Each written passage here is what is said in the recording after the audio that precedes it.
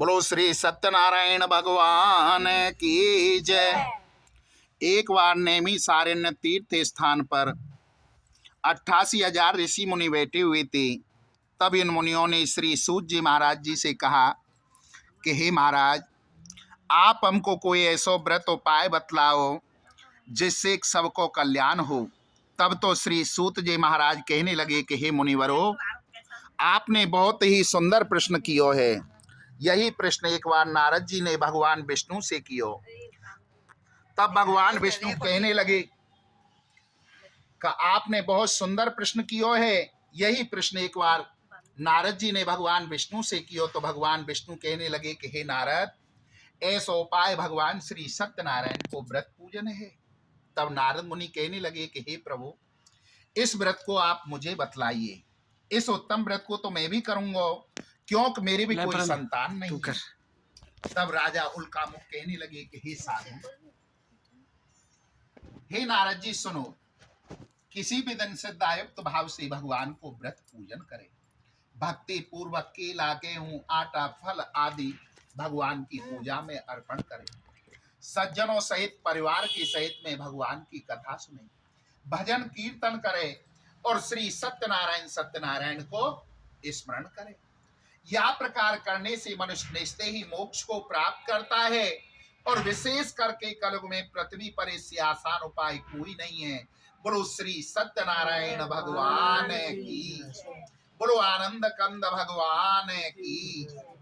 श्री सूत जी महाराज कहने लगे कि हे मुनिवरो, अब आगे आपको मैं कथा सुनाता।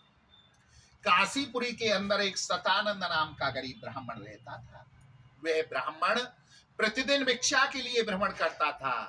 तब तो विप्रों से प्रेम करने वाले भगवान ने एक दिन गरीब विप्र का रूप धारण करके रुआते पूछो, भैया तुम काहे नहीं यहाँ घूमो? तब तो यह विप्र कहने लगे, महाराज मैं यहाँ पर भिक्षा के लिए भ्रमण करता हूँ। यदि आप पर कोई ऐसा उपाय होए कि जाके करने से ये मेरी गरीबी दूर हो जाए तो आप मेरे को बतलाने की कृपा करो।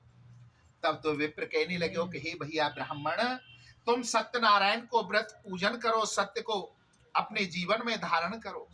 अब तो ये विप्र के ऐसे वचन सुनकर वह ब्राह्मण रात भर सो न सको और प्रात काल उठ करके वाने आ बात को संकल्प कियो कि आज मुझे भिक्षा में जो कुछ भी धन प्राप्त होगो वही ते मैं भगवान को व्रत पूजन करो।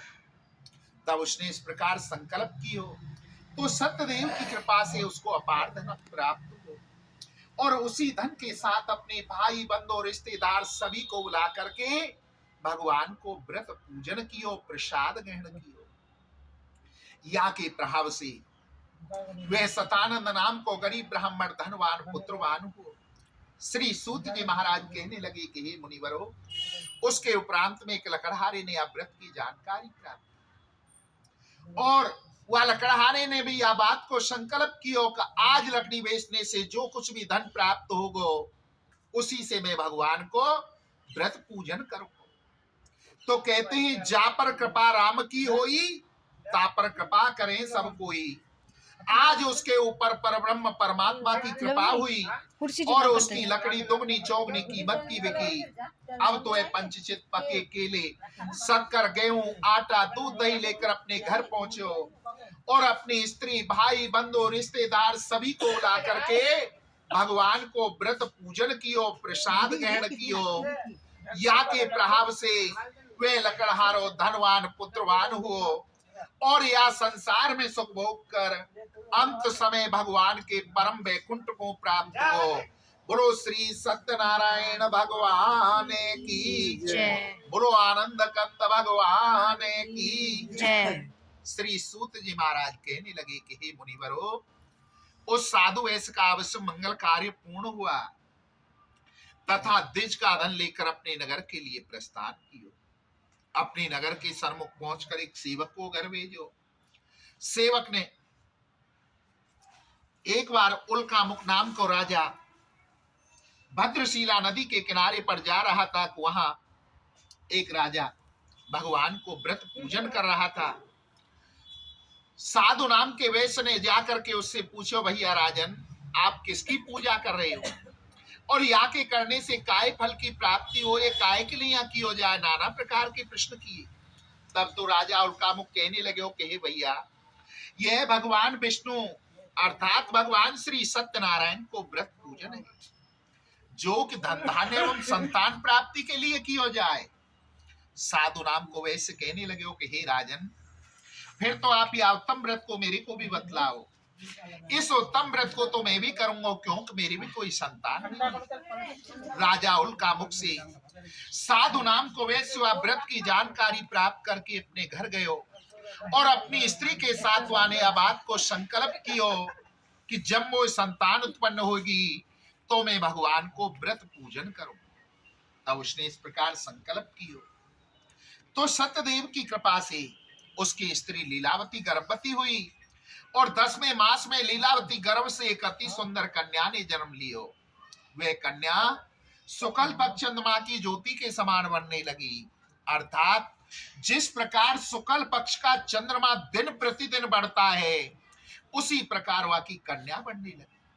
उसको नामकरण करायो, कलावती उसको नाम रखियो। उस समय लीलावती अपने स्वामी से हाथ जोड़ करके बोली कि हे स्वामी, जा व्रत को आपने संकल्प किया वो आपको पूरा कर लियो, तो हमें संतान भी प्राप्त है गई है। तो कहने लगे हो कि हे प्रिय, कन्या विवाह उपरांत श्री सत्यनारायण व्रत कथा, कन्या के विवाह के उपरांत में तो ऐसी सत्यनारायण कथा करवानी पड़े तो काय लिया 2-2 बार खर्चा करें, एक ही बार कर लेंगे। बोले ठीक है स्वामी, जैसी आपकी आज्ञा। या प्रकार अपनी स्त्री को समझाकर व्यापार के लिए चले गए और अनेक वर्षों व्याध व्यापार करके लौटे तो सखियों के साथ खेलती हुई अपनी कन्या को विवाह की योग्य देखकर दूतों को बुलावा भेजा और दूतों को आने पर आज्ञा की कि जाओ मेरी कन्या के लिए सुयोग्य वर देख कर लाओ। दूत आज्ञा पाकर कंचन नगर को गए। वहां से एक सौंदर्य लड़की को लेकर साधु के पास आए। उस सौंदर्य लड़की को देखकर वह साधु नाम के वेश ने अपनी कन्या को विधि विधान से विवाह कर दियो। दुर्भाग्यवश विवाह के बाद भी वह उत्तम व्रत को करना भूल गए और अपने कर्म में लीन अपने जमाई के साथ व्यापार के लिए चले गए। तब दोनों साथ साथ व्यापार करने लगे। फिर दोनों राजा चंद्रकेतु के नगर में पहुंचे। सत्य को पालन करने के कारण भगवान क्रोधित हो गए, क्योंकि उसने 2 बार संकल्प की और दोनों बार उसको पूरा नहीं किया। अब तो एक दिन राजा का धन चोर चुरा कर उसी स्थान से जा रहे जहां के दोनों सुसर जमाई ठहरी। राजा के रक्षकों ने आकर राजा को धन माल उन दोनों के पास रखे देखो तो उन दोनों को चोर समझकर बांध कर राजा की सन्मुख ले गए और ले जाकर कहा कि हे स्वामी, हम इन दोनों चोरों को पकड़ लाए, आप इन्हें देखें और आज्ञा दें। राजा की आज्ञा अनुसार उन्हें कठोर कारावास में डाल दियो। सत्यनारायण की माया से उनकी किसी ने बात नहीं सुनी। उधर सत्य छोड़ने के कारण वैश्य की स्त्री बहुत दुख को प्राप्त हुई। जो धन था घर में वे चोरों ने चुरा लियो। अब तो इनकी तलाश में घर घर फिरने लगी। एक दिन कन्या भूख से दुखी होकर द्विज के मकान के अंदर गई, अर्थात द्विज नामे ब्राह्मण किसी ब्राह्मण के मकान के अंदर गई, जहां को आने भगवान श्री सत्यनारायण को व्रत होते देखे। व्रत करने की याचना की। पश्चात रात को जब वे प्रसाद खाकर लौटी तो माता ने प्यार से पूछो कि हे पुत्री, अब तक कहां रही और तेरे मन में क्या बात है।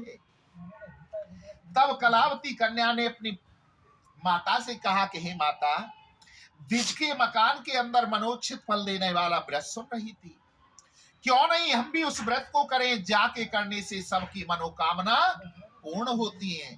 पुत्री के ऐसे वचन सुनकर उसकी माता व्रत करने के लिए तैयार हो गई और दूसरे दिन प्रातः काल उसने यह बात को संकल्प किया कि हे प्रभु, आप मेरे भारतार जमाई के अपराध क्षमा करो। मैं आपका व्रत पूजन कर रही हूँ, प्रसाद ग्रहण कियो, पूजन कियो। या के प्रभाव से भगवान प्रसन्न हुए।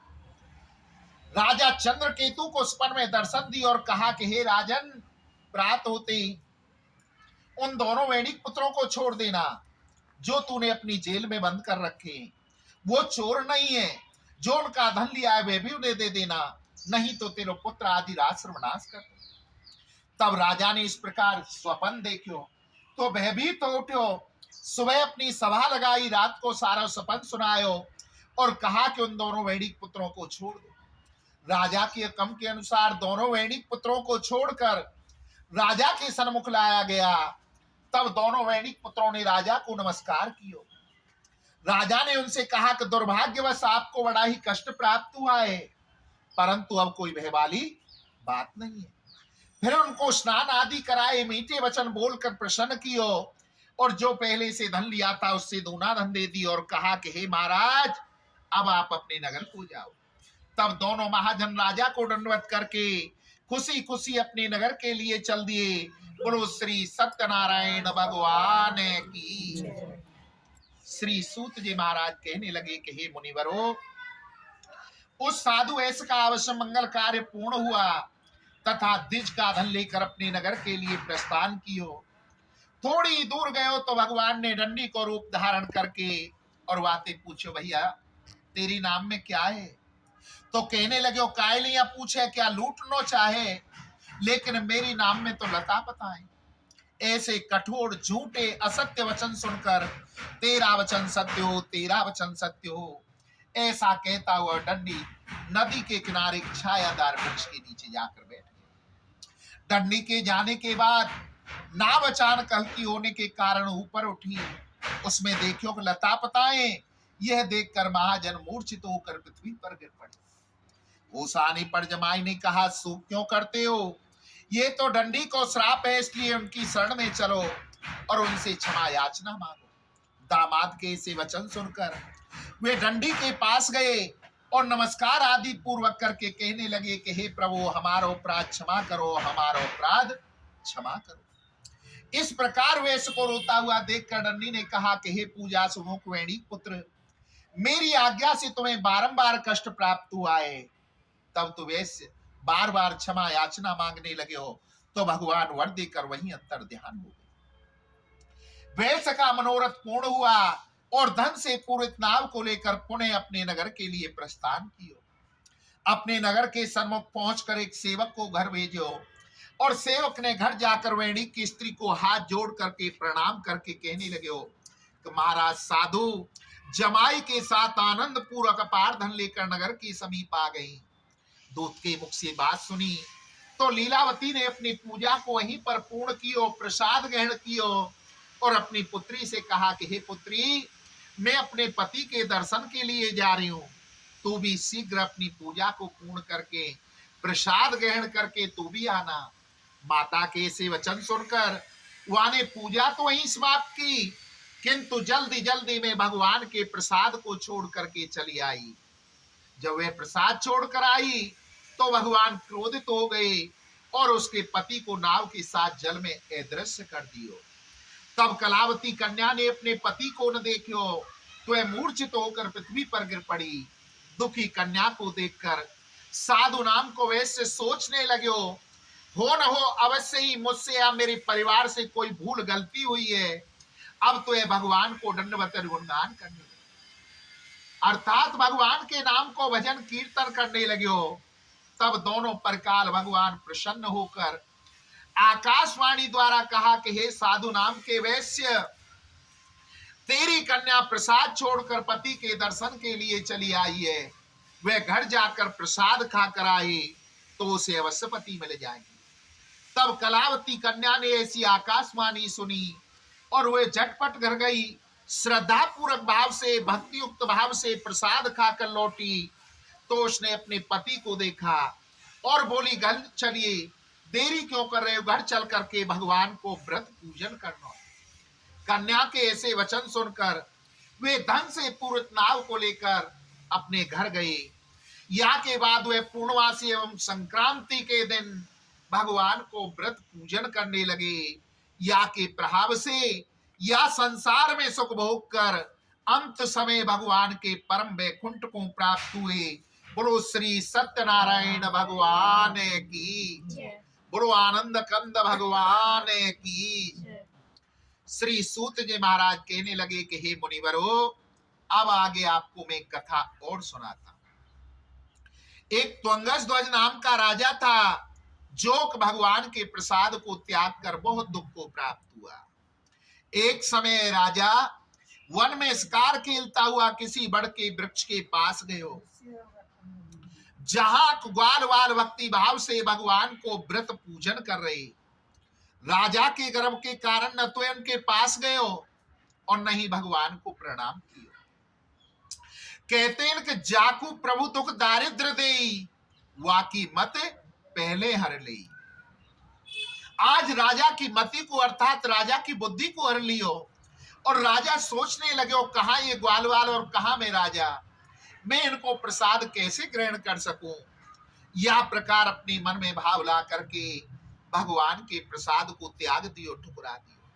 अब तो भगवान क्रोधित हो गए और वहां के पुत्र आदि राजश्रवनाश कर दिए। तब राजा अपने नगर में पहुंचो और वह यह बात को पतो चलो तो बहुत दुखी हुओ। अपने गुरु ब्राह्मणों को बुलायो, उनसे पूछो तो उन्होंने बतलाया, अरे मूर्ख राजा, तूने भगवान के प्रसाद को अपमान अनादर कियो है। तेरो अपराध कोई क्षमा ना कर सके। तेरो अपराध तो तभी क्षमा है सके जब तू उन ग्वाल वालों के साथ में भगवान को व्रत पूजन करे, प्रसाद ग्रहण करे, तो तेरो अपराध क्षमा होए, अन्यथा नहीं। गुरु ब्राह्मणों के ऐसे वचन सुनकर राजा नंगे पैरों ही वन के लिए दौड़ पड़े और इधर उधर भूखो प्यासो भटक तो उन ग्वाल वालों के पास में पहुंचो, उनके साथ में भगवान को व्रत पूजन कियो, प्रसाद ग्रहण कियो। या के प्रभाव से वे राजा दोबारा से धनवान पुत्रवान हुओ। पृथ्वी पर जो मनुष्य इस व्रत को करेगो सुनेगो